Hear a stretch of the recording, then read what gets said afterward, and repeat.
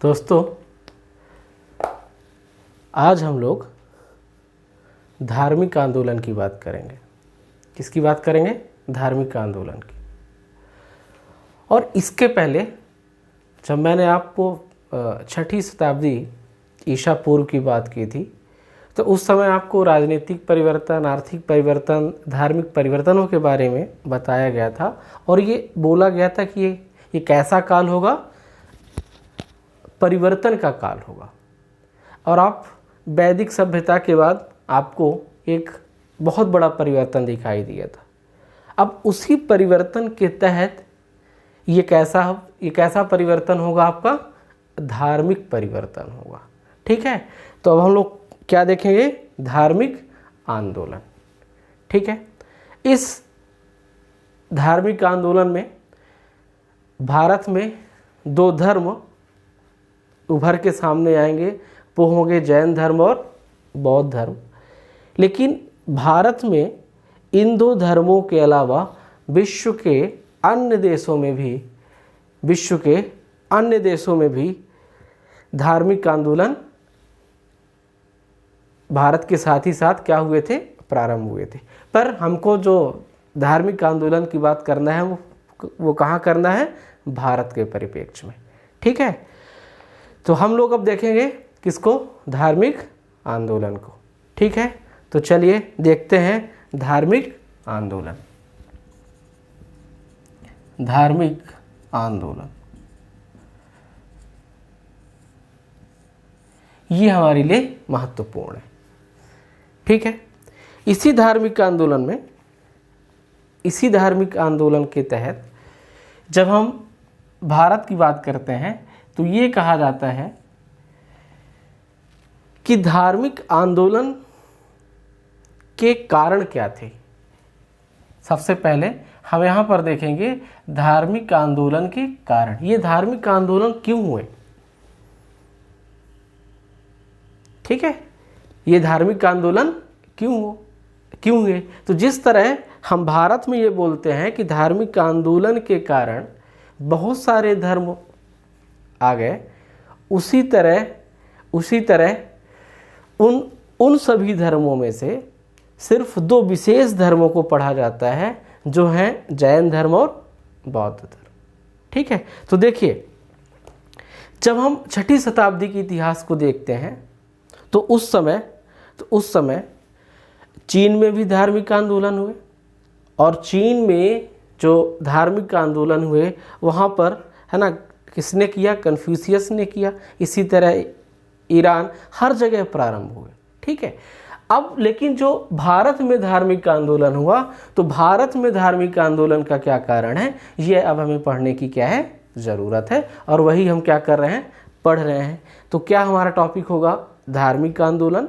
और भारत के धार्मिक आंदोलन को पढ़ना है तो ये देखना है कि इस धार्मिक आंदोलन के कारण क्या थे। जो व्यवस्था बनी आ रही थी उसके अगेंस्ट लोग आ गए, इसके क्या कारण थे? इस तरह से हमें पढ़ना है धार्मिक आंदोलन के कारण।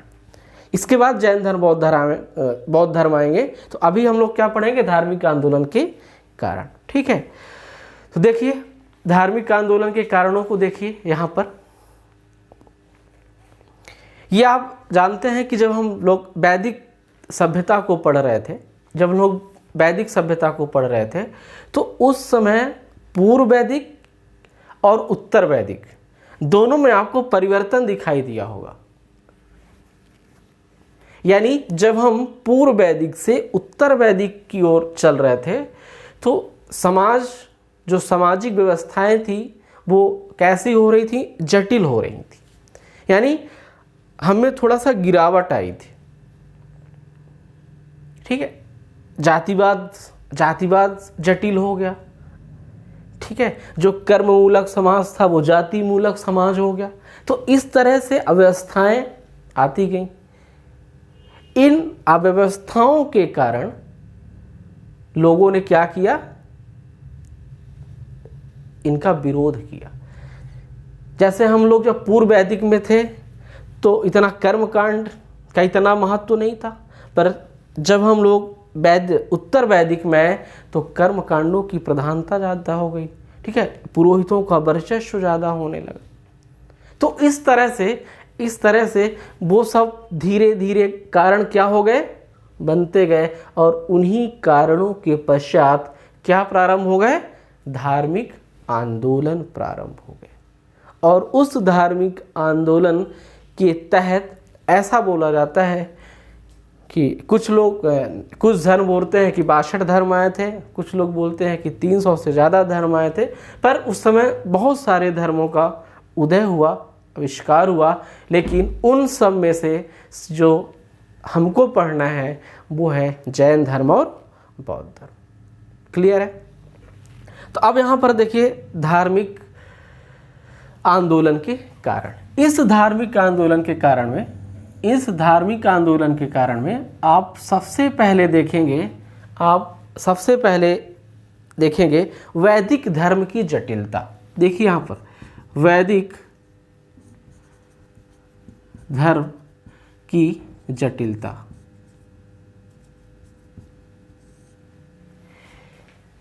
अगली बात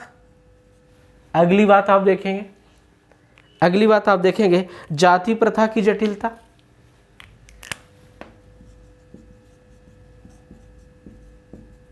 जाति प्रथा की जटिलता।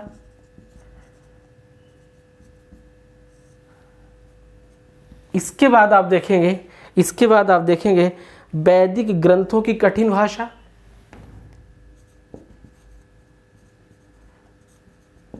वैदिक ग्रंथों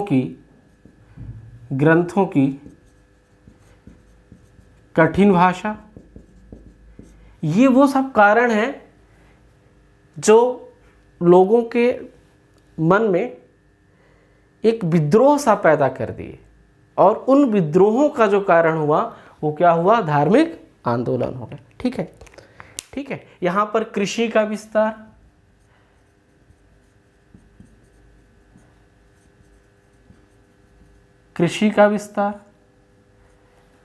ये सब समझाएंगे आपको, है ना, कि कृषि के विस्तार से क्या हुआ। इसके बाद वैश्य वर्ग का महत्व,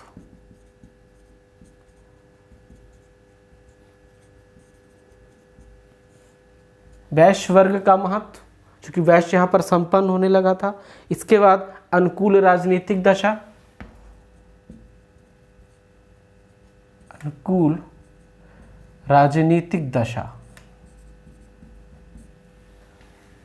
ये हम लोग क्या देख रहे हैं, ये हम लोग देख रहे हैं कि धार्मिक आंदोलन के कारण क्या थे। अब एक एक को हम लोग समझते हैं। देखिए, जैसा मैंने कहा कि वैदिक धर्म की जटिलता, यानी जो वैदिक धर्म था वो क्या था, जटिल होता गया था, है ना। कर्मकांड की प्रधानता हो गई थी, ठीक है, पूजा पद्धति बहुत हो गई थी, ठीक है, बलि प्रथा ज़्यादा हो गई थी। तो ये सब जो कारण थे, ये इनसे, है ना, रूढ़िवादिता ज़्यादा हो गई थी, ठीक है। यानी लोग, अब जब रूढ़िवादिता हो गई, लोग अपने धर्म को लेके कट्टर हो गए थे, तो इसीलिए लोगों ने क्या किया, वहीं से विद्रोह या इस चीज़ का विरोध करना प्रारंभ कर दिया। तो ये हो गया कि वैदिक धर्म की जटिलता, ठीक है। इसके बाद आप देखेंगे जाति प्रथा बढ़ गई थी। जो पहले कर्म मूलक समाज था वो जाति मूलक समाज हो गया, जो जाति मूलक समाज था वो कर्म मूलक समाज हो गया, ठीक है। बहुत सारी जातियां हो गई, ठीक है। यहाँ पर पहले आप जानते थे कि वहाँ पर ब्राह्मण, क्षत्रिय, वैश्य और शूद्र, ठीक है, कर्म मूलक थे। अब यहाँ पर शूद्रों को क्या बताया गया, पशुओं का देवता बताया गया। तो इस तरह से सामाजिक जातियों का भी पतन होने लगा। यहाँ पर नई नई जातियाँ उत्पन्न होने लगी, ठीक है। तो ये सब जटिलता थी, जो लोगों को लगा कि हमारे लिए क्या है, अवरोध का काम कर रही हैं, हमारे लिए रुकावट बन रही हैं। इसलिए लोगों ने क्या किया, यहाँ से क्विट करना सही समझा, ठीक है। इसके बाद वैदिक ग्रंथों की भाषा।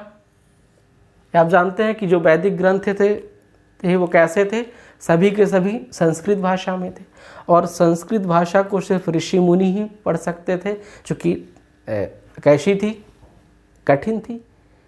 ठीक है, तो इसलिए इस भाषा की कठिनाई के कारण भी लोगों ने ये माना कि ये हमारे जीवन में क्या है, अवरोध है, यहाँ से हमें निकलना चाहिए। ठीक है, इसके बाद कृषि का विस्तार।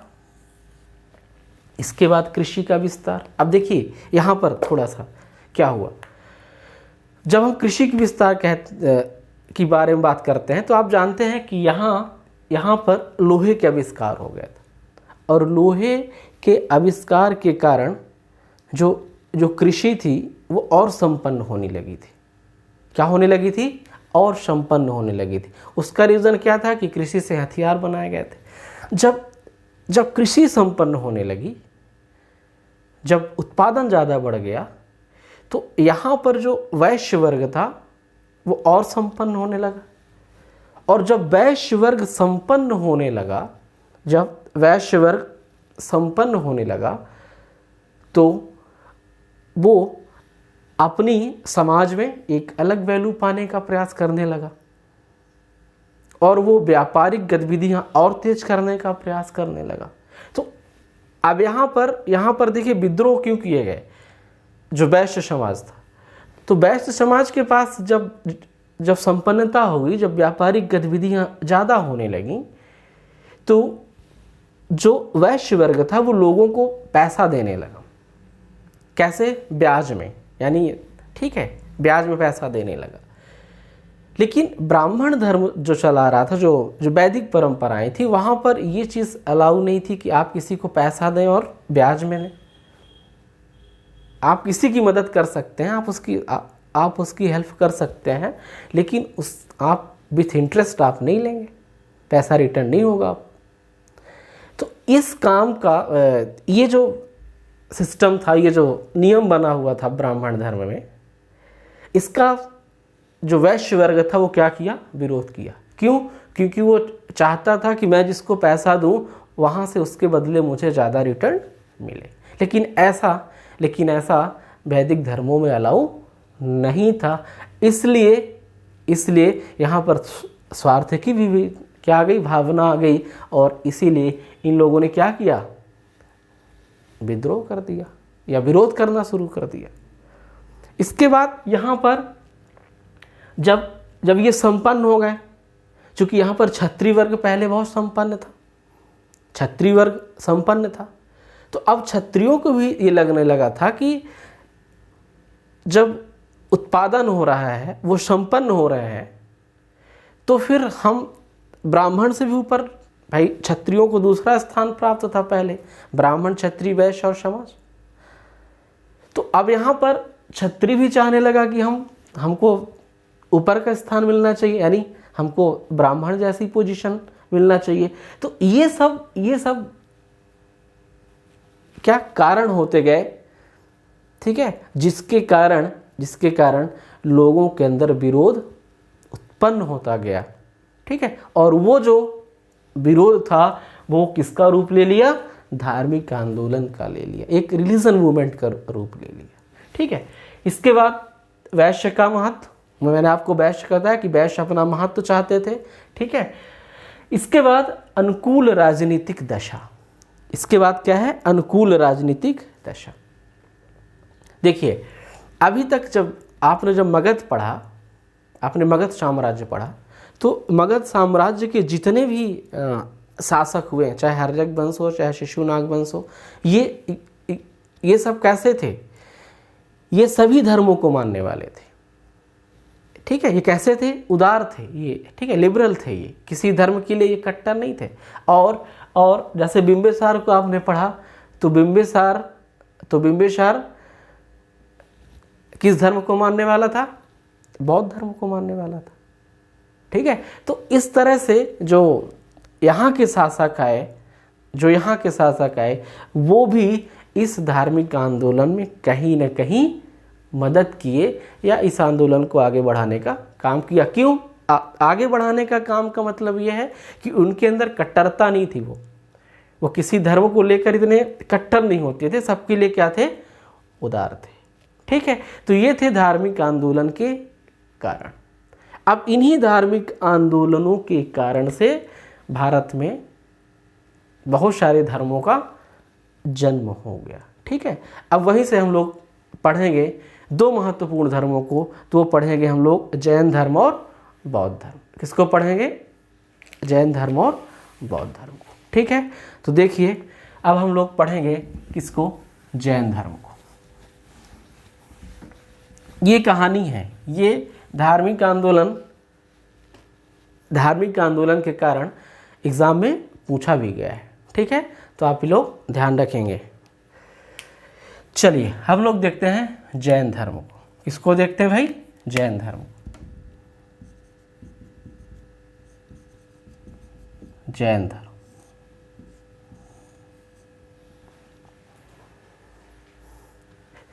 देखिए, ये 6th सेंचुरी BC का जो समय है वो कितना परिवर्तन का है, कितने आपको परिवर्तन देख रहा।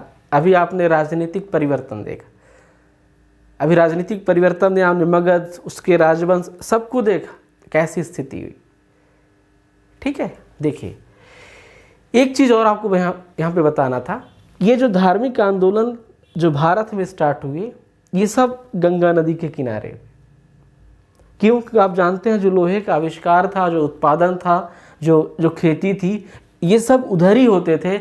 इसलिए वहीं के महाजनपदों का जो एरिया था, ये धार्मिक आंदोलन सब वहीं स्टार्ट हुए थे। ठीक है, तो देखिए अब जैन धर्म। देखिए जैन धर्म को, जैन धर्म में ये आप जानते हैं कि जो जैन का मतलब है, ये संस्कृत के जिन शब्द से बना है। देखेंगे इसको, ये संस्कृत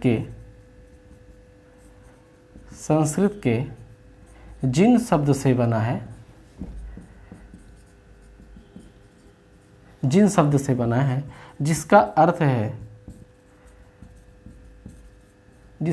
है विजेता। जिसका क्या अर्थ है? विजेता। ठीक है, तो जैन का अर्थ क्या हुआ? विजेता। अच्छा, यहां पर विजेता का मतलब क्या होगा? यहां पर विजेता का मतलब क्या होगा? क्या लड़ाई करनी है? क्या युद्ध करने हैं?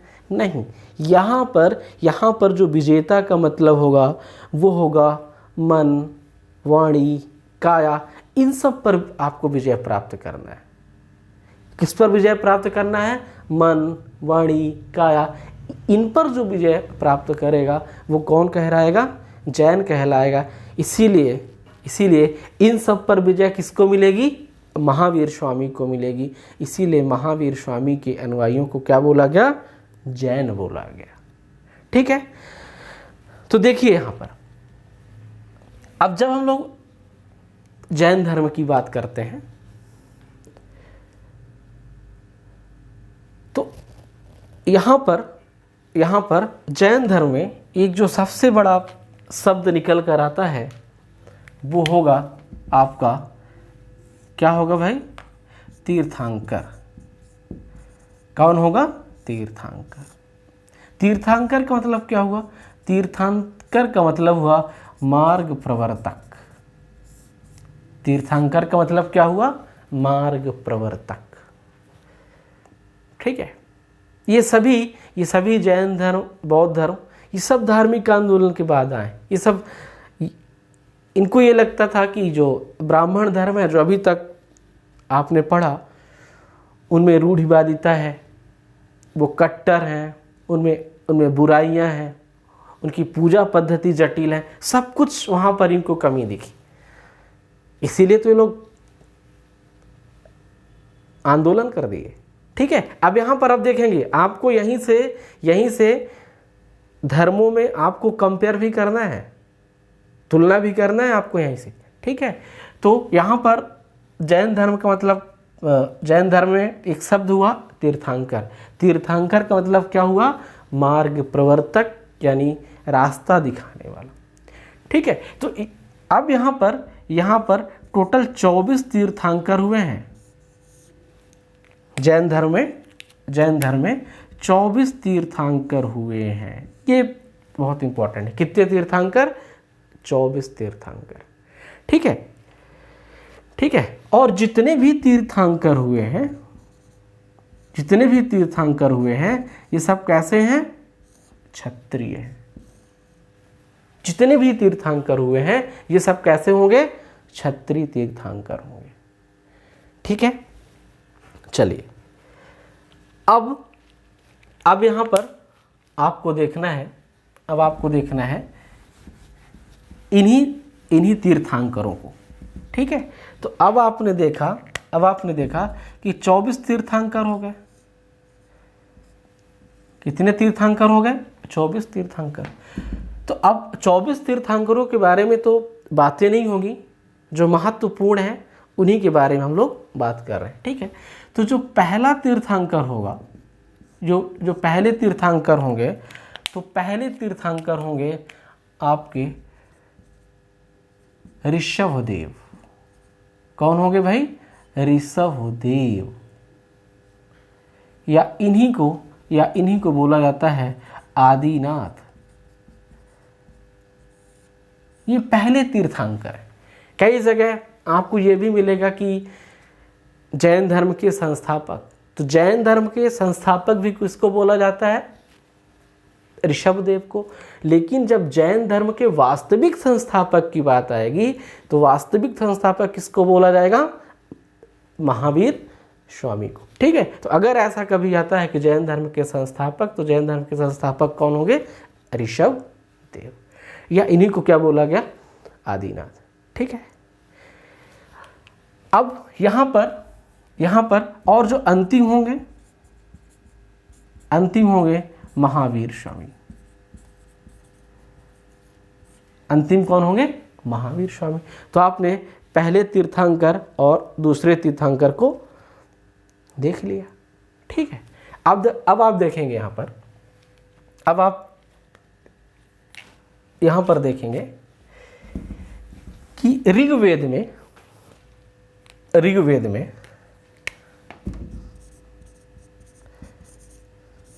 में 2 तीर्थंकरों का उल्लेख मिलता है। ऋग्वेद में 2 तीर्थंकरों का उल्लेख मिलता है। उनमें से पहले होंगे ऋषभदेव। देखें इसको, यहाँ पर पहले होंगे ऋषभदेव और दूसरे होंगे अरस्टिनेमी।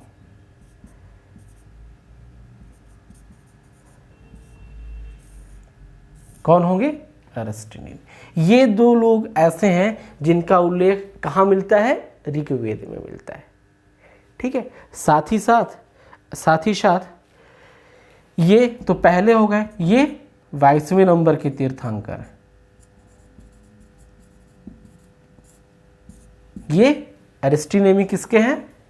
या अरस्टिनेमी लिखा रहता है, अरस्टिनेमी, ठीक है, दोनों लिखा रहता है जो आपके लिए सही हो ना, या ऐसा भी लिखा रहता है इनको अरिस्टिनेमी।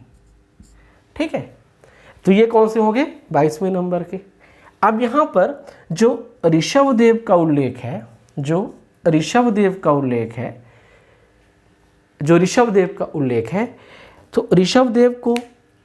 का उल्लेख और कहाँ मिलता है? विष्णु पुराण में मिलेगा, है ना, भागवत पुराण में मिलेगा। ठीक है, ये कहाँ मिलेगा? विष्णु पुराण और भागवत पुराण में। इन्हें नारायण का अवतार भी माना जाता है। किसको? ऋषभदेव को। तो ये कई बार चीज़ें एग्जामों में पूछी गई हैं कि वो कौन से 2 तीर्थंकर हैं जिनका उल्लेख कहाँ मिलता है? ऋग्वेद में मिलता है। तो वो किस नंबर के हैं? पहले नंबर के, ठीक है, ऋषभदेव होंगे, और 22वें नंबर के, है ना, तीर्थंकर कौन होंगे? अरस्टिनेमी होंगे। ठीक है, चलिए अब देखिए यहाँ पर, अब हम लोग बात करते हैं ऐतिहासिक तीर्थंकर की। किसकी? ऐतिहासिक तीर्थंकर। ऐतिहासिक तीर्थंकर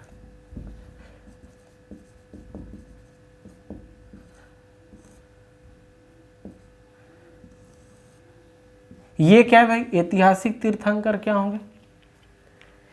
ऐतिहासिक तीर्थंकर सिर्फ 2 ही हैं ऐतिहासिक तीर्थंकर कितने हैं?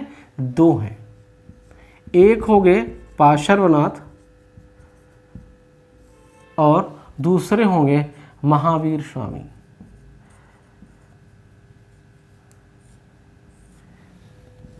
अब आप पूछेंगे ये कैसे भाई? तो जो जो जो पार्श्वनाथ थे ये 23वें तीर्थंकर होंगे और ये 24वें तीर्थंकर होंगे। ठीक है, देखिए ऐतिहासिक तीर्थंकर का मतलब ये हुआ, ऐतिहासिक तीर्थंकर का मतलब ये हुआ कि इन 2 तीर्थंकरों के बारे में जो जानकारियां हैं वो इतिहास में स्पष्ट जानकारियां हैं, और इसके पहले के भी जितने तीर्थंकर हैं उनकी जानकारी में स्पष्टता नहीं है। ठीक है, जानकारी में क्या है? स्पष्टता नहीं है। इसीलिए उन सब को ऐतिहासिक नहीं माना जाता है। जो ऐतिहासिक हैं वो कौन कौन से हैं? पार्श्वनाथ और महावीर स्वामी। ठीक है, कुछ लोग पार्श्वनाथ को ही जैन धर्म का क्या मानते हैं? संस्थापक भी मानते हैं। कुछ लोग, जबकि मेनली तो महावीर स्वामी को ही माना जाता है, पर कुछ लोग ऐसे थे जो किसको मानते हैं? पार्श्वनाथ को मानते हैं। ठीक है, अब देखिए थोड़ा सा पार्श्वनाथ को। मैं जब आपको महाजनपद पढ़ा रहा था तो जब काशी की बात आई थी तो मैंने बोला था कि एक व्यक्ति थे अश्वसेन जो काशी के राजा थे। तो ये जो पार्श्वनाथ हैं ये उन्हीं के पुत्र थे, अश्वसेन के, जो काशी के क्या थे? शासक थे। ठीक है, ठीक है, ये बात है ना। तो ये किसके पुत्र हुए? अश्वसेन के। अब यहाँ पर आपको देखना है,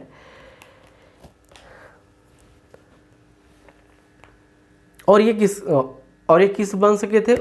इक्ष्वाकु वंश के थे। किस वंश के थे? इक्ष्वाकु वंश के थे। ठीक है, जो इनके अनुयायी हुए, किनके अनुयायी हुए? जो पार्श्वनाथ के अनुयायी हुए उनको बोला गया निर्ग्रंथ बोला गया। ध्यान रखेंगे, जो पार्श्वनाथ के अनुयायी हुए, जो इनके अनुयायी हुए उनको बोला गया निर्ग्रंथ। क्या बोला गया भाई? निर्ग्रंथ बोला गया। किसके अनुयायियों को? ठीक है, पार्श्वनाथ ने सभी को मोक्ष प्राप्त करने की बात की, चाहे वो कोई भी जाति का हो, कैसा भी हो, सभी के लिए मोक्ष की बात की, सभी के लिए मोक्ष की बात कही। किसने कही? इन्होंने महिलाओं को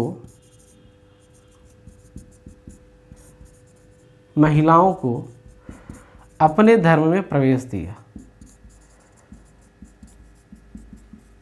अपने धर्म में क्या दिया? प्रवेश दिया। किसने? पार्श्वनाथ ने क्या किया? महिलाओं को प्रवेश दिया अपने धर्म में। ठीक है, इन्होंने वस्त्र धारण करने की अनुमति दी अपने अनुयायियों को, जबकि आपको जो महावीर स्वामी होंगे वो वस्त्र धारण करने की अनुमति नहीं देंगे। इन्होंने क्या किया? वस्त्र धारण करने की अनुमति दी।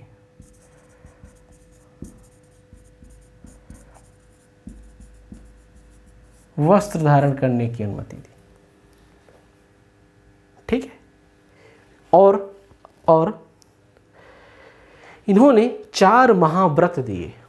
इन्होंने क्या दिए? 4 महाव्रत दिए। देखिए 4 महाव्रत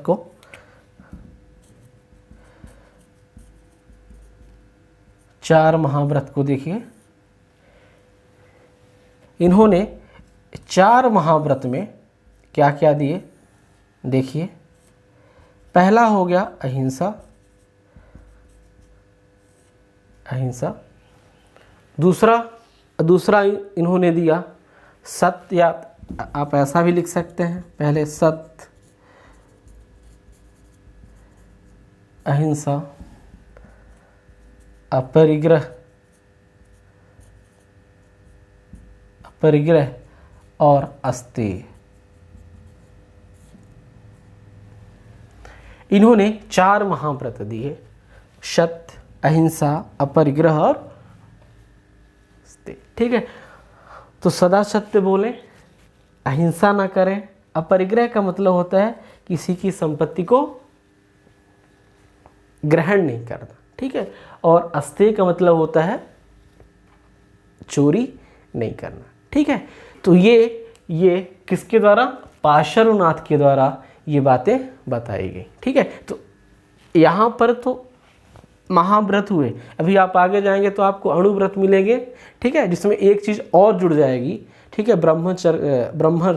ब्रह्मचर्य वो कौन देंगे? वो देंगे महावीर स्वामी।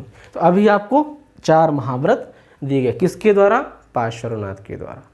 ठीक है, और जो पार्श्वनाथ थे ये फिर सम्मेद पर्वत पर जाकर, जो आपका झारखंड में है ना, सम्मेद पर्वत पर जाके वहीं पर क्या की? इनका निर्वाण हो गया। निर्वाण का मतलब ये हुआ कि वहीं पर इनको मोक्ष मिल गया। ठीक है, जिसको अब आजकल पारसनाथ की क्या बोलते हैं? पहाड़ियाँ बोलते हैं। ठीक है, तो इस तरह से आपने तीर्थंकरों में किसको देखा? पार्श्वनाथ को देखा। ठीक है, अब यहीं पर हम लोग किसको देखते हैं? महावीर स्वामी को देखते हैं। किसको देखते हैं? महावीर स्वामी को। ठीक है, तो देखिए महावीर स्वामी को, महावीर स्वामी, ये सब आपके लिए बहुत इंपॉर्टेंट है। ठीक है, देखिए महावीर स्वामी को,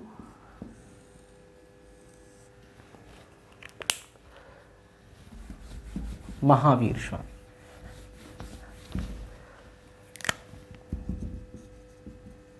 महावीर स्वामी। ठीक है, अब इनके एक एक पॉइंट को हम बात करते हैं। ठीक है, महावीर स्वामी की देखिए, महावीर स्वामी को इनका जन्म देखिए,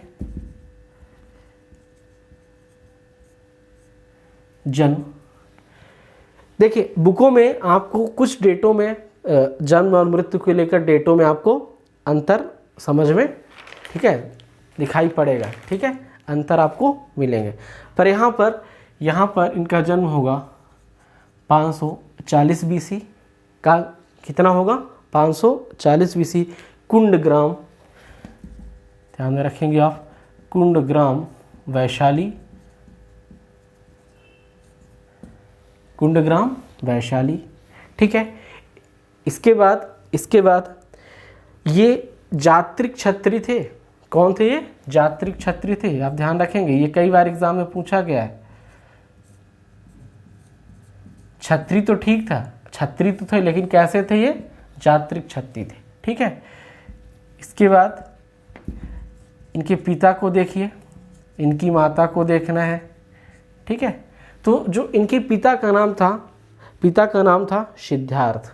आप जैन धर्म और बौद्ध धर्म में दोनों नाम को लेकर कंफ्यूज होंगे। ठीक है, जो यहाँ इनका नाम होगा वो वहाँ उनके पिता का नाम होगा। तो इन चीज़ों में लेकर आपको क्या मिलेगा? थोड़ा सा वेरिएशन मिलेगा, आप कंफ्यूज ज़रूर होंगे। ठीक है, तो पिता का नाम क्या हो गया इनका? सिद्धार्थ। माता का नाम त्रिशला। ठीक है, देखिए सिद्धार्थ, माता का नाम त्रिशला, माता का नाम त्रिशला। ठीक है, ये भी शासक थे। ये शासक कहाँ के थे? ये शासक थे बज्जी संघ के, ये बज्जी संघ में थे। ठीक है, इसके बाद इनकी जो पत्नी होगी यशोदा। पत्नी कौन होगी भाई? यशोदा होगी। ठीक है, इसके बाद इनके जो दामाद होंगे जामाली होंगे। इनके जो दामाद होंगे वो होंगे जामाली। इनके बारे में और आगे पढ़ेंगे आप, अभी जमाली के बारे में, जो इनके शिष्य भी होंगे आगे चल के। ठीक है, गृह त्याग इनका हुआ 30 वर्ष में। ठीक है, गृह त्याग कब हुआ? 30 वर्ष में। ठीक है, अब इनको जो कैवल्य मिला,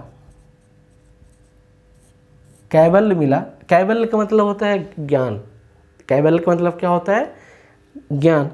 तो ये जो कैबल्य मिला, ये मिला ऋजुपालिका नदी के तट पर। ठीक है, ये नदी भी पूछी जाती है। ठीक है, ऋजुपालिका नदी। ठीक है, साल के वृक्ष के नीचे, के वृक्ष के नीचे। ये यहाँ पर इनको क्या मिली? 12 वर्षों की तपस्या के बाद, ठीक है, इनको क्या मिला? ज्ञान की प्राप्ति हो गई। और इनका जो निर्वाण हुआ,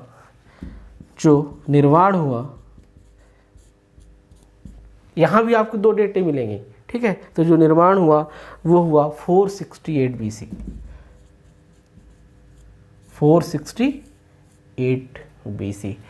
ये महावीर स्वामी के बारे में सिर्फ जानकारी इतनी है। ये सिर्फ और सिर्फ इसके बारे में जानकारी है, महावीर स्वामी के बारे में जानकारी। ठीक है, तो इस तरह से आपने महावीर स्वामी को देखा। और ये जो महावीर स्वामी की जो ये मृत्यु होगी, ये कहाँ होगी? पावापुरी में। कहाँ होगी? पावापुरी में। जब आपको मल्ल और ये सब महाजनपद बताया जा रहे थे, तब आपको ये सब पावापुरी के बारे में बताया गया था। ठीक है, कि उत्तरी राजधानी, दक्षिणी राजधानी, ठीक है, मल्लों के यहाँ पे आएंगे। तो ये सब कहानी आपको वहाँ पर मैंने बताई थी। ठीक है, तो इस तरह से ये आपने किसको देखा? महावीर स्वामी को देखा। और अब जो अगला जैन धर्म के बारे में होगा वो अगले लेक्चर में होगा। आज के लिए इतना ही। Thank you.